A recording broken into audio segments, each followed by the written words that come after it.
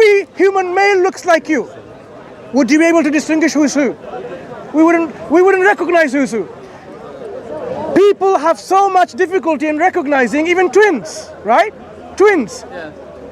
But if every human being, male, looked like you the same, handsome, smart, kind, generous, these are external qualities, but physical qualities, you would not be able to recognize anyone else. And if it was the case with a woman, for example, every woman looked like this lady here, you would not be able to recognize her. Because Samantha, Aisha, whatever, Deborah, what's your name? Everyone would look like you. We wouldn't know who is who. The fact that we are different is so that لِتَعَارَفُوا, so we can recognize each other. That's why, what's your name? Ling. I know you're Ling. Yeah. And you're Ahmed. Because of the physical characteristics. But I'm not putting you down in any way, shape or form. Just because you come from China and he comes from where you from? Syria. Yeah? So this is a mercy from God. This is a blessing from God that we are different like this. But our differences does not guarantee us or give us the right to discriminate anyone wrongly. Anyone who discriminates on the basis of language and color and so on, God says no, you can't do that. The only discrimination that you can do, not you, God does, is who is the most righteous, pious, God conscious. Atqakum, Quran says. So, does that make sense to you? So far we've discussed about the reasons and the rationality of the Islamic faith, some of the teaching of Islam, some of the practical demonstration of what it means to be a Muslim, some of the reasons why we accept God, some of the reasons and some of the arguments why we know for certain God exists and God is one, some of the reasons and arguments why we know that God gives us guidance so that it's better for us. Does this make sense to you? So I would ask you to ask yourself, why and what is stopping you from accepting this beautiful way of life called Islam? Being a practitioner of this way, by calling yourself a Muslim, by submitting to your Creator. Ask yourself, what is stopping you? We invite you, we would like to, as Muslims, all of us, like to invite you wholeheartedly to Islam. Become a Muslim, so that you are successful not only in this life, but in the hereafter. You will be saved from the punishment of the hellfire, and you will be granted in place of paradise in eternal joy and happiness. This is our humble request, that you think deeply and you reflect sincerely with critical thinking what we have said, and then make your informed choice and says, yes, I want to be a Muslim. This is a choice that's between you and your Creator you have to make. If you're in any way you feel that yes, we can help you to make that journey to become a Muslim, you're more than welcome. So tell us, what is else that you need for you to be convinced? What else do you need to have that security, contentment, and that what we call conviction in your heart that Islam is true? We will try all our best to convey this message to you as best as we can. And if we have made any mistakes in our conveying to you, we apologize and we seek your forgiveness. What we are doing is trying to just share this message of Islam to you so that you, both of you, can make that decision yourself. So that ultimately you can say that I have submitted and surrendered to God willingly and sincerely. Isn't that what Islam means? Muslim means?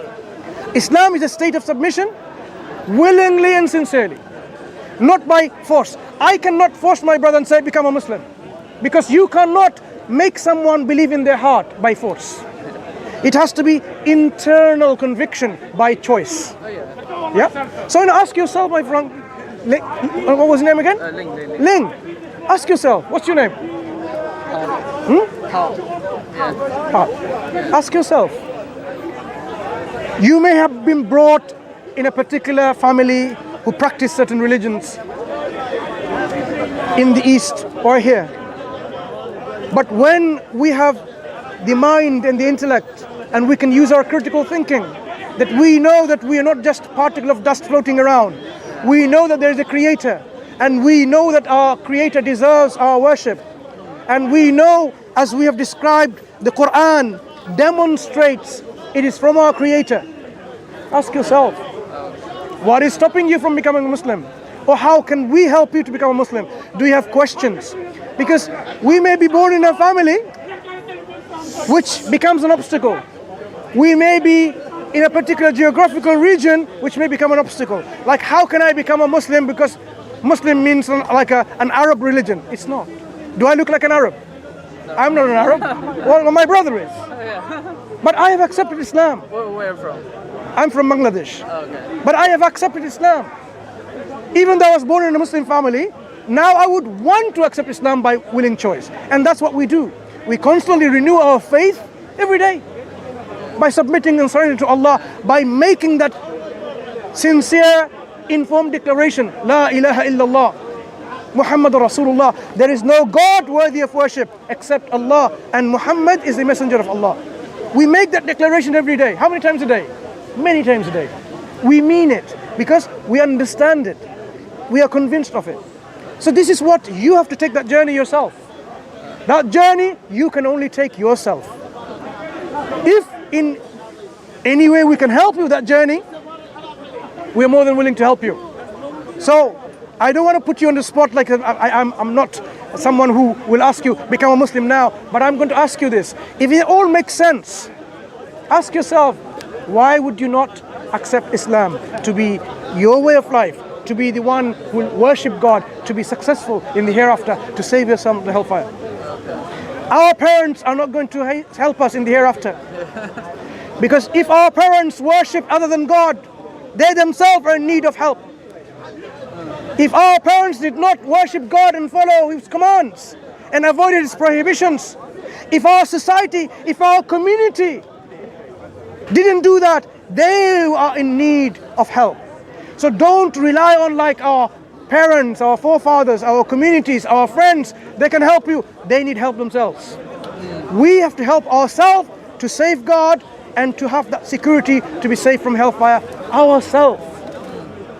Our own self. We have to make that choice. We have to make that. And don't delay it. Because do you know when we're going to die? Does anyone know for sure when you're going to die? You don't. We can die the next minute. I can fall dead the next minute. No guarantee. People die when they're young, when they're babies. We have no guarantee. In Islam, we believe life and death is fixed. We have to fulfill our purpose of life within this time frame. If we delay it too longer to the point where death is approaching us, and then we say, now we believe, it will be not accepted. Because when someone is coerced, because you know now the truth, because the angel of death is coming to take your soul away, that is not going to be acceptable. You failed your purpose. You failed your tests. So we have to submit ourselves to God before death comes to us. And death can come to us anytime. So do reflect on what we say, what we have said so far. And Ling and Pal or Pat? Pal? Ask this question to yourself. Ask yourself, what is stopping me from becoming a Muslim? What am I losing? Friends? Family? Job? You are gaining paradise and you're losing hellfire. Man zuhziha anin nar wa udkhila al-jannah faqad faz. Whosoever has saved themselves from the hellfire and entered paradise, they have attained success. That's the Quranic message. So, what we are afraid of? You afraid of losing your family and friends and so on and so forth? You are gaining paradise and saving yourself from hellfire. That is the ultimate success. The ultimate success is not getting your PhD. The ultimate success is to be saved from the hellfire. And hellfire is no joke. The fire that burns, the fuel or fuel? I can't pronounce it properly. The fuel, right? The fuel is man and stones. Back in the early days, people may have not appreciated how can stones be a fuel for fire. Now we know even certain stones, they can produce so much heat. Don't people cook with stones? Now they do. When they're going camping now, you can heat up the stones and they can cook over it because the fire stays longer and stronger. So the hellfire, the fuel of the hellfire is human beings and stones. Can you imagine that?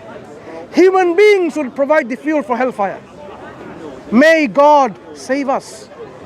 May God save those people from this hellfire, every one of us. But if people are arrogant and stubborn, they make their own destiny. They make their own destiny. They make their own consequence. We can only say, don't do that. Because that destiny is such a destiny which is, you do not want even your enemies to go there. Have you ever burnt accidentally? Touching the fire and you did that. It was so painful. Hellfire is much hotter and stronger than this. We don't want to be. When the drinks hot boiling water and pus is given, when they're thirsty, that's the drink will be given and it will burn their throats. No recourse, no comfort in hellfire. It's not what some people think, you know what? All the celebrities, all the wealthiest and the richest, the wicked people are going to hellfire, I'll be with them, we'll be happy. No, there is no happiness in hellfire. There is no joy in hellfire. There's constant suffering. There is something called the tree of Zaqqum. It's so bitter that when you eat of it, your stomach will burst. We don't want to have this kind of food or the drinks in hellfire. We don't want to be in a place which is constant fire burning us. Paradise, on the other hand, you will be reclining on couches. There will be rivers underneath the gardens that you'll have. Whatever you wish, it will come to you. You want some food, comes to you. Just like that. You eat, you don't feel any constipation, or you don't feel there's any diarrhea. You will not feel any hunger, because you're eating only for joy and pleasure. When you want to drink, you drink, and you don't need to even go to the toilets to urinate. There will be no defecation and urination. When you drink drinks, God describes in the Quran like wine, but that wine is not going to befog your mind. It is a purified wine that will be pleasant to drink, but it will not befog your mind. So all that is there in paradise, in heaven, is joy, is pleasure. You'll have pleasure, company of your spouse, company of your friends, and not only this, the most utmost pleasure that you can have is seeing your God who created you. The people in hellfire would not have the vision of God, of the Creator. Do we not want to know who this God is, who is always in existence, who is always there with all this power and might and knowledge? I want to know this God. You will see and have, on that day, you will see this God. Ila rabbiha nadhira. Yeah. The faces will be bright on that day. How does the ayah go? Yeah. On that day the faces will be bright by looking at their Lord. So we will have this countenance of God in paradise. That is the ultimate reward that you can have. Ultimate reward. Just imagine, whatever you want is there in paradise. So this paradise, to go there, there's only one thing we have to do. In this life, fulfill our purpose that we created for. There are people who have been told this and they will still disobey God. And they will be so arrogant and they reject God and not fulfill that. Who is to blame? God, who constantly reminds them, don't do that, but be good, follow the commands, avoid the prohibitions, and still they do that. That stubbornness and arrogance is the one that they will then say, this is our making. We don't want anyone to be there. We want to save ourselves from the hellfire. So this is a copy of the Quran in English language, a gift from us. Okay, thank you. Thank you. Read. Thank you. And a brief guide to Islam and a concept of God is to Islam. What we said, do reflect. And if you are willing to accept Islam and say, now I want to become a Muslim, go ahead. If you want to take some time, also fine. So thank you for your information today. Okay? So it's a pleasure speaking to you both. Thank you. Thank you. We just hope that you continue your journey of discovery of Islam, the truth of Islam. And when you find it, take it. Accept it. Is that? Thank you for Yeah? your information. Thank you. Take care, and may God help you in this journey. Okay? Take care. وآخر دعوانا أن الحمد لله رب العالمين. جزاك الله خير. بارك الله فيك. I said ila rabbika nasira, but I think you didn't took hear. shahada. Okay.